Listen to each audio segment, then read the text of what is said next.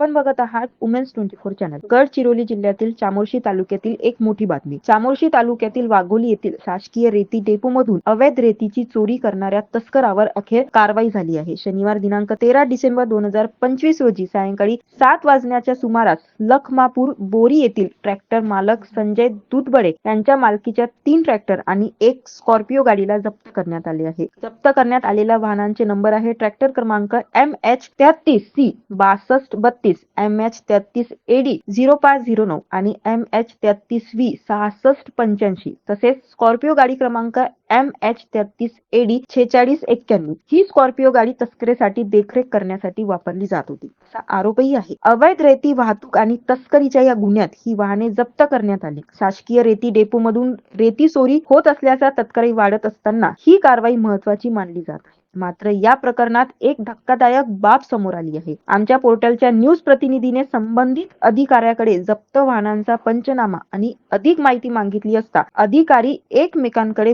बोट दाखवत आहे. उपविभागीय अधिकारी तहसीलदार घोरुडे यांनी नायब तहसीलदार कावडे यांच्याकडे पाठवले. कावडे यांनी वरिष्ठ अधिकाऱ्याकडे जाण्यास सांगितले आणि वरिष्ठ बाबू निमेश तोडसाम यांनी तर थेट 4 दिवसानंतर माहिती देऊ असेही सांगितले. लोकशाहीचा चौथा आधारस्तंभ असलेल्या पत्रकारांना माहिती देण्यास अधिकारी टाळाटाळ करत असतील तर सर्वसामान्य जनतेला न्याय कसा मिळणार? पत्रकारांनी माहिती मागितली तरीही अधिकारी माहिती देत नसतील तर पत्रकारांनी तरी काय करायचे? हा मोठा प्रश्न निर्माण झाला आहे. अवैध रेती तस्करी रोखण्यासाठी कारवाई होते, पण पारदर्शकता का नाही याबाबत प्रशासनाकडून स्पष्टीकरण अपेक्षित आहे. जिल्हा प्रतिनिधी उज्ज्वल देवनाथ, गडचिरोली यासोबत बघत रहा वुमेन्स 24 चॅनल. धन्यवाद.